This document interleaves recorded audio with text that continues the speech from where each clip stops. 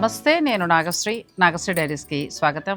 మన విజయ్ గారు ఒక మెట్టు ముందుకొచ్చారని చెప్పచ్చు. ఎందుకంటే మూడో బ్రాంచ్గా మీ ముందుకు వచ్చారండి. విజయ శారీస్ గురించి నేను ఎప్పుడు ప్రతి వీడియోలో చెప్తాను. ఆవిడ అంచెలంచెలుగా ఎదుగుతూ వచ్చారు.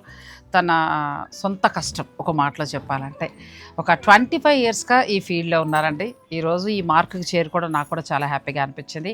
ఈరోజు చీఫ్ గెస్ట్గా నేను రాశి గారిని కలవడం ఇంకా హ్యాపీగా అనిపించిందండి. ఎందుకంటే ఆమె మూవీస్ కానీ, ఆమె అందం కానీ, ఇంక అసలు ఆ రోజుల్లో శ్రీకాంత్ గారితో కావచ్చు, అసలు ఆ జంట చాలా బాగుండేది. అసలు కొన్ని సెంటిమెంట్ సినిమాలు అయితే గుడ్డు పిండేసేవారు.